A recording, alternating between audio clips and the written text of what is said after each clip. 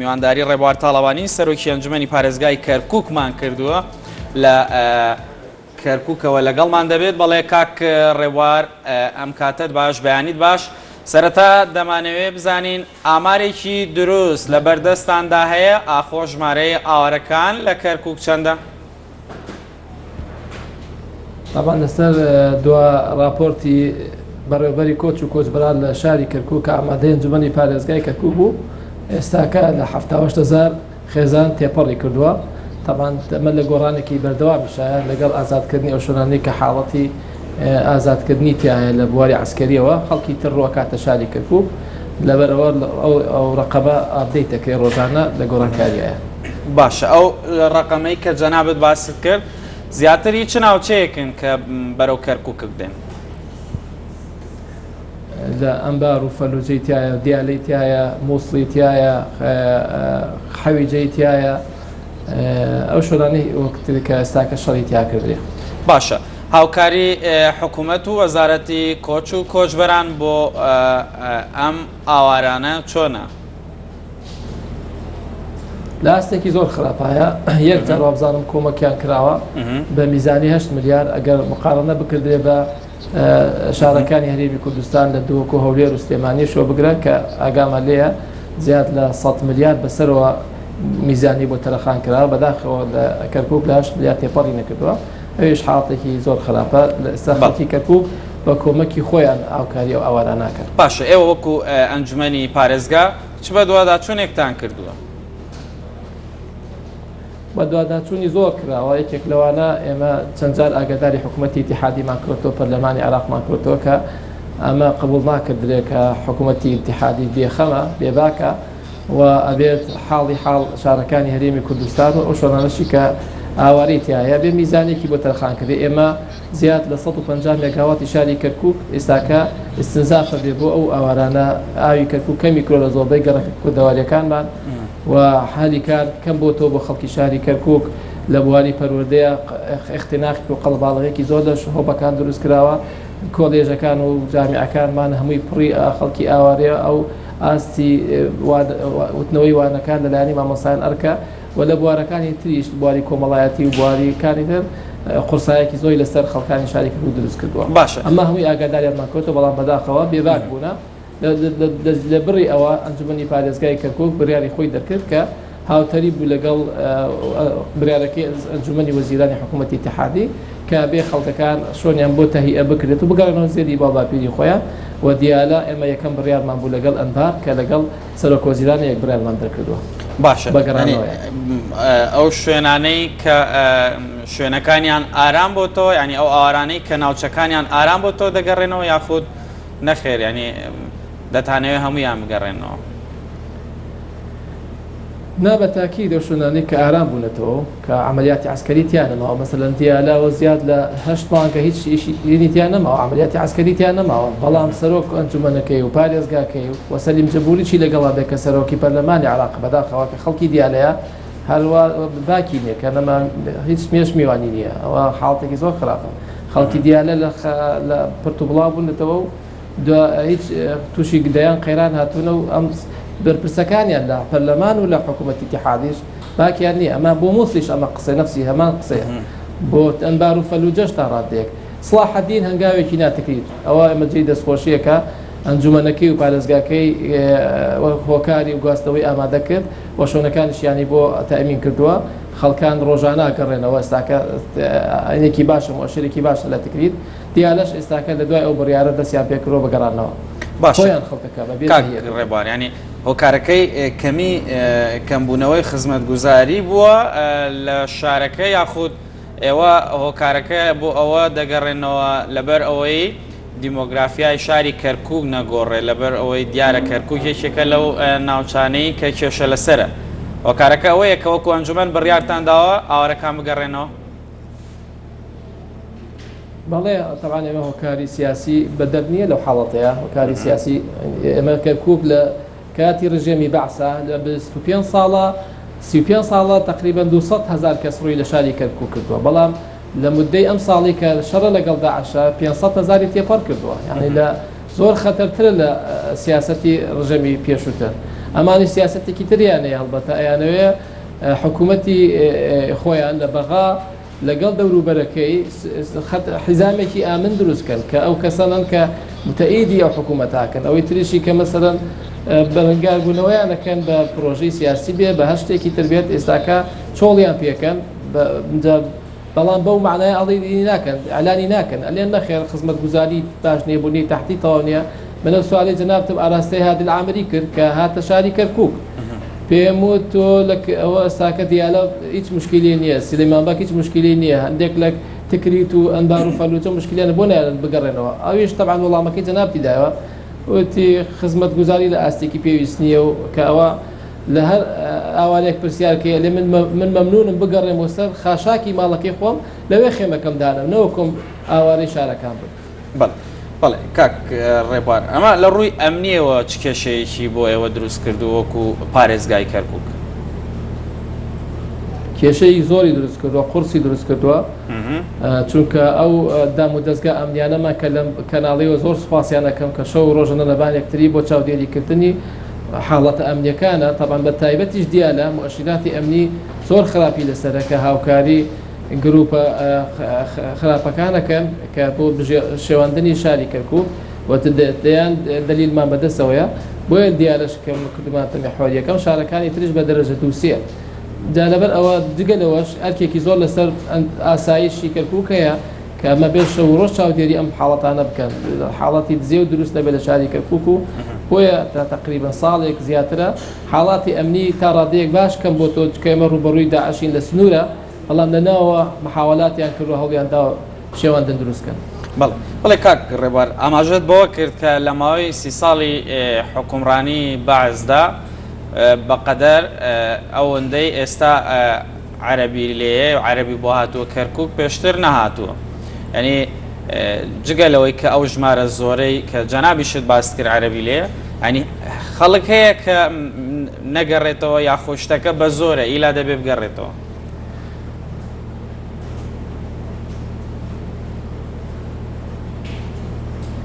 کاک ڕێبوار طبعاً بە زۆر نییەشت بەڵێ قەتع بوو جۆملێتە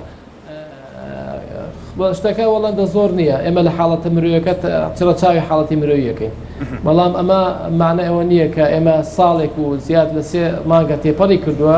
نانی خۆمانەکەینە دوو کەرتەوە لەگەڵ ئاوارەیە بەشیەکەین و کارەبای خۆمان کردو دوو بەشەوە لەگەڵ یانە ئاویش بە هەمان شێوە خەڵکی خوشاری کەرکووک جاوایە مەحرومە لە دەرکردنی پەساپۆرتێ لەبەرەوەی ئەو پاڵپەستۆی لەسەر دەستگای پەساپۆرتێ بەدەر لەوە مستەشفاکانمان هاوڵاتێکی کەرکووکی 6 مانگ چاوەڕێیەکە بۆی غەسلی کلیە بکە لەبەر ئەوەی ئەو هەموو خەڵکە ڕووی کۆتێرانەوە هەمان نەخۆشییانەیە جاران بە هەفتەیە سڕێ هات ئێمە ئاوڵاتی کەرکووک ئەولویاتی پێدەین لە هەتیمام و خزمەتکردن چونکە خۆیش خەڵکی شارەکەیە و بێباکی بەغاش بێ ئاگای لە خۆی بێ کە دەغا و دیالە و ئەمبار و فەلوجە کە معاشی بێهودە وەرەگرن بێوەی چاودێری خەڵکەکەی خۆیان بکەن لە شارەکان ئاوارەکراوە ئێمەش پەیامێکە بۆوانێ نێرن ئەگەر خەڵکەکەش بۆی ئاگادار بێتە خەڵکی و منتەقانەکە ئەم خەڵکێکی هەڵیان بژاردن و نەرایەتیانەکەن لە پەرلەمان و بە حکوومەتی ئیتیحادی ئەمە حاڵیانە بۆی هەمویان پێکەوە جاتر بێن و هۆشخۆیانە و حاڵەتی خەڵکەکەی خۆیان چارەسەرکەن. باشە کاک ڕێبوار وەکو دیارە لە چەند شاری هێرمی کوردستان سیستەمی کارتی زیرەک بۆ ئاوارەکان پەیڕەو دەکرێتن بە هەمان شێوە کارتی زیرەک لە کەرکووکیش هەیە؟ ئەو کارتە بە تەنها بۆ ئەستحقاقی خۆیان کە لەداخەوە بۆیان ملیۆنێک وەربگرن خێزانەکان وەکو هاوکاریەک و یارمەتیەک ئەو کارتە ئیشی پێکە لە شاری کەرکووکیش بەڵام وەکو ئەوەی کە لە هەرێمی کوردستان جێگەرمکردن و ئیقامەیان پێ بدرێت و چیان پێ بدرێت ئێمە ئەو سیستەمە لای کەرکووک نییە چونکە ئێمە هێشتا خۆمان مادی 140مان جێبەجێ نەکردەوە ئارامی و تەطبیع و ئاسایی لە شاری کەرکووک نەبووە نەخێر ئێمە ئەو تەسجیلەی کە کرا بە تەنها ساڵی 2006 و 2008 بوو دوای ئەوە هیچ ئاوارەیەک مستەمسەکێکی و کارتێکی پێ نادرێت کە مافی ئەوی هەبێ بمێنێتەوە لە شاری کەرکووک چونکە بارودۆخەکە لە ئارایانە. باشە کاک ڕێبوار لە باسی ئاوارەکانەوە بەرەو باسی لامەرکەزیەت بچین لە شاری کەرکووک بڕیاردرا کە سیستەمی لامەرکەزیەت جێبەجێ بکرێتن ئەم بڕیارە بەرەو کوێ گەیشتووە؟ دوای کۆبوونەوەی هەشتم لەگەڵ سەرۆکوەزیران بە کۆلەی سکێجولێک دروستکرا جەدۆلێک شتێک دروستکرا کە بێ دەسەڵاتەکان دائیرەکان لەگەڵ مۆزەفەکان و اختصاصات و ئەجیزە کە لە مادەی 45 یاسای 2008 21 2008 هەمارکرا و دانراوە سەقفێکی زەمەنی دانراوە ئەو سەقفە زەمەنیە ئەبێ وازانم بەڵێ گوێم لێتە کاک ئەو سەقفە زەمەنیە هەندێک دەسەڵات و هەندێک ئەرکەیە بە هەفتەیەک گوازرێتەوە بۆ شارەکان هەندێک بە مانگێکەنێ بە سێ هەندێک بە شەش هەندێکیش بە ساڵێک هەندێکیش لەوانەیە نەگوازرێتەوە چونکە بمێنێتەوە بە حکوومەتی اتحادی ئێستاکە وەزارەتەکان دەستیان پێ کردەوە بە کۆبوونەوەی یەکشەمان لە قاعی بەغا کرێت لە ئەنجومەنی وەزیران هەموو هەفتەیەک هەموو وەزارەتەکان هەشت وەزارەتەکە کۆبوونەوەکە لەگەڵ دابوو دەستگاکان یان لە پارێزگاکانە باسی ئەوەکەن مفاوەزاتەکەن کام دەسەڵات بەپەلە بکردێ کام دەسەڵات تاخیر بکردێ و ئێمەش لە ئەنجومەنی پارێزگای کەرکووک دەستمان پێکردەوە بە جەولەیەک لەسەر دابوو دەستگاکانی حکوومەت لە شاری کەرکووک هەتا ئێستا سێ دایرە بەسەر کراوەتەوە شەباب و ڕاضە و زراعە و کار و کاروباری کۆمەڵایەتی ئەو خاڵانی کە دەستنیشان کراوە نۆ خاڵە ئەو نۆ خاڵانە بێ بدرێتەوە پارێزگاکان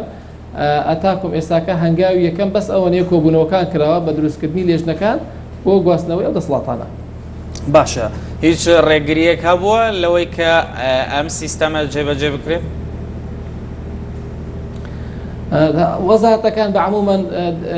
بە عالانیەکەن لە ڕاگەاندنەکان کە لەگەڵ یان سەرۆکوەزیران خۆی زەخت لەسەرەوە کاتۆکە بێ زوو بکرێتەوە حاڵەتانە بەڵام لە حاڵەتی عملیە گۆڕانکاری عادەتەن تۆزێ قورسە خەڵک تەقبولی ناکە لا مرکزیت پێشەوەی کە سیستەم بێ سەقافە و پەروەردەکردنە هەر لە تاکی عێراقیە نظامی لا مرکزی لە ژیان یانی لە ژیانی خێزانیدا لەبەرەوە ڕەنگی داوەتەوە لەسەر ئەکە کارەکان ژیان بە قورسی ئەو حاڵەت ئەو جێبەجێەکەن ئەبێ ئیلا زەخت کە و فشارکەی ئەو کاتە دەسەڵاتەکان پێگاتەوە و ئێمەش وەکو پارێزگاکان ئیشتەکاری خۆمانەکەین لە بۆی لە مرکزی باشە کاک ڕێبار ئەمە چ سوودێکی دەبێت بۆ پارێزگاکان و بە تایبەتی بۆ کەرکووک گرنگترین سوودەکانی گەندەڵی نامێنێت کیان کەمە بێتەوە نەوەکم نامێنێت چونکە ئێستا کە هەر گەندەڵێک ڕۆدا لە بەغایە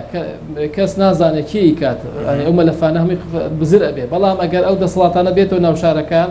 تۆ یەکسەر دەستنیشانێکی لە چ بوارێک و گەندەڵیە لە چ دام و دەستگایەکە یەکسەر تەشخیصە کردێت چونکە ناو شارەکەیە بەڵام لە بەغا هەموو عێراقەکرێتەوە بزر ئەبێ ئەو یەکێکە لە حاڵتە مهمەکان بیرۆقراطیەت نامێنێت ڕۆتی نامێنێ کیان کەمە بێتەوە توانین وا بڵین بۆی زۆر متەفائلیش نەبین چونکە تۆ تاکو معاملەیەکە توانین جێبەجێکێکە لە شارەکەت بێ بە هەفتەیە تەواو بێ بەڵام کە کوێ بەغا بە یەک ساڵ تەواو بێتەوە بۆ خۆی کوشتنی وەختە کوشتنی پارەی دەوڵەتە هەموو شتبارەکان بە دەر لەوەی تریش حاڵەتەکانی تر خەڵک ڕاستەوخۆ چاودێری هەموو ئەرکەکانەکات چی تەشریعی بێت چی تەنفیزی بێت باشە کاک ڕێبار ئەی سوودی بۆ کورد چییە سوودی بۆ کورد زۆر زۆر مهمە لەوانەیە ئێستا قەیرانانەی زۆربەی لە هەردووکەرێمی کوردستان پێی تێپەڕەبێت و لەوانەیە عێراقیشتا پێی تێپەڕەبێ ئەما گەر لا مەرکەزیەت و دەسەڵات بدرایەتە شارەکان پارێزگاکان بودجەی خۆیان تەرخان کراوە بۆیان ئەو کاتە شارەکان خۆیان بەرپرسە بوون لە هەر مەلەفێک خەڵک نارێت سەرۆکی وەزیران کێشەی هەیە نالێ وەزیری فلان کێشەی هەیە ئەلێ نەخێ پارێزگاکەم و ئەنجومەنەکەم کێشیان هەیە یان بەڕێوەبەری دایرەکە کێشەی هەیە کە ناتوانێت ئیشی خۆی بە جوانی بکات چی لە ڕووی کەفاەتەوە چی لە ڕووی نەزاهەتەوە باشە کاک ڕێبار پێشماوەیەک وەکو ئەنجومەنی پارێزگای کەرکووک بڕیارتاندا کە ناوی کۆمپانیای باکوور لە کۆمپانیای باکوورە بگۆڕم بە کۆمپانیای نەوتی کەرکووک ئەم بڕیارەتان بەکوێ گەیشت لە کاتێکدا هەم عەرەبەکان و تا ڕادەیەکیش تورکمانەکان نەڕازی بوون لەسەرەوە خۆی ئەوە تقریبا جێینە تعجب و استفهام یعنی خەڵکێک پێی ناخۆش بێ کۆمپانیە ناوەکەی بگۆڕێ بە ناوی شارەکەی خۆی ئەوە هەر نازانم یعنی عارەزەیەک و بینە بێ ئەوەیە بێ اتفاقە مهم لە بەغا ئێستاکە حاڵیان نووسراوەکە ڕۆشتووە عادل عەبدولمەهدی خۆی وەکو کە شخصێک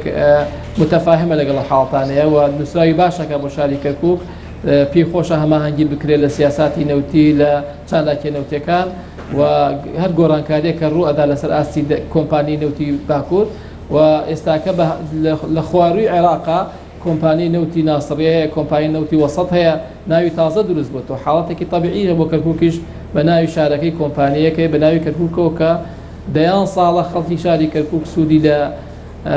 کۆمپانیەکە نەکردو بەناوی کە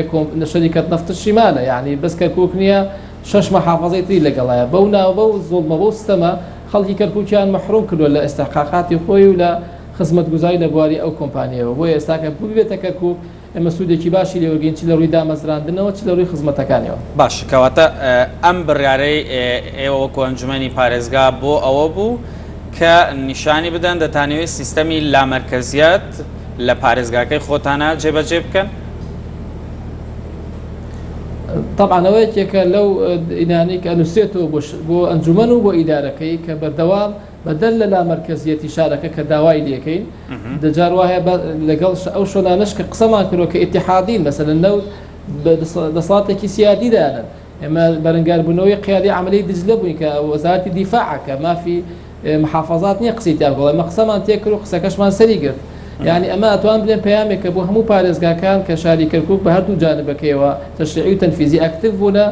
لە وەرگرتنی دەسەڵاتی لامەرکەزی حتا ئەگەر ئیتیحادیش بێ یعنی سەلەوانەیە ئەو وزارەتانە لە بەشێکیان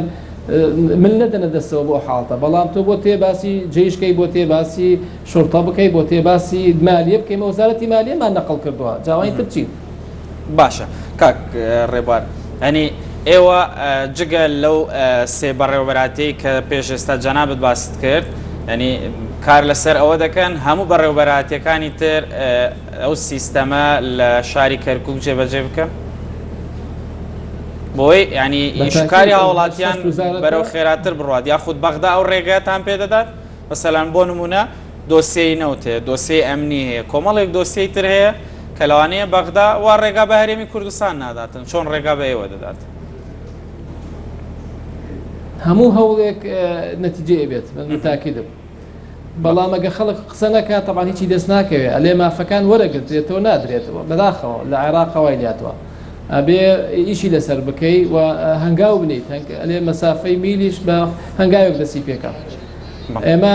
بەربوومەکەشیمان بینی وکو باسم کرد قیادەی عەمەلی دجلەمان ڕاگیر کرد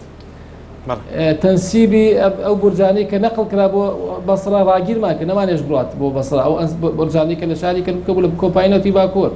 هەنگاوی زۆر گەورەمان ناوە کە دەسەڵاتی ئیتیحادی بووە و نەشمانێشتۆ جێبەجێ بکردرێ ئەمە هەوڵ نەبێت ناگاتەوە نەتیجە باشە کاک ڕێبوار مرکزیەتیش ئێمە ڕیادەمان کردووە پەیامی جەنابتان وەکو سەرۆکی ئەنجومەنی پارێزگای کەرکووک هەم بۆ حکوومەتی ئیتیحادی و هەروە هەم بۆ لایەنە پەیوەنددارەکان چییە بۆ ئەوەی زیاتر هاوکاری پارێزگای کەرکووک بکرێت لە دۆخەدا؟ وەڵای ئێمە تەبعاً یەکەم شت لە ڕووی ئیداریەوە لەسەر حکوومەتی ئیتیحادین وەکو کوردستانی بوونی کەرکووکیشێن بەشێکی لە هەرێمی کوردستان نازمان بەسەر هەردوو لاشەوە هەیە چونکە هەردوو لا نەوتی کەرکووک بازاری پێکا بەداخەوە هەردوو لاش ئەتوان بڵێن حکوومەتی ئیتیحادی تا ڕادەیە باشتر ڕقەمەکەمان نەداتێ لێ ئەو نەوت و غازە دەرەچێ بەڵام حکوومەت هێرێن بەداخەوە تاکو ئێستاکە هیچ هەمانگێکی نییە کە حەزەکەین وەکو حکوومەتی ئیتیحادیش ئاگادارمان کاتەوە لەو کێڵگانی کە نەوتی لێ دەرەچێ بەرەو هەرێم چەندێکە و شەفافیت بۆی خەڵکی کەرکووک مستحقاتی خۆی وەرگێ لەو نەوتە و پێشووتر من سپاسی هەرێمیشەکەم کە هاوکاری شاری کەرکووکی کردووە لەگەڵەوەی کە ئەرکی ئەو نەبووە واجبی ئەو نەبوو میزانی نەبووە بەڵام وەکووتمان چونکە نازی بە کوردستانی بوونی کەرکووک ئەبێ هەرێم زیاتر ڕوو لەم شارە بداتەوە لە هەموو اتفاقیەتەکانی شێبێ خەڵکی کەرکووکی تیابێت بە نەوتیشەوە. بەڵێ گەلێک سپاس بۆ کاک ڕێبوار تاڵەبانی سەرۆکی جواتە پارێزگا کەرکووکێ کو لە ستۆدیۆمە لە باژێڕێ کەرکووکێ گەلمەدا بووی گەلێک سپاس بۆ شرۆ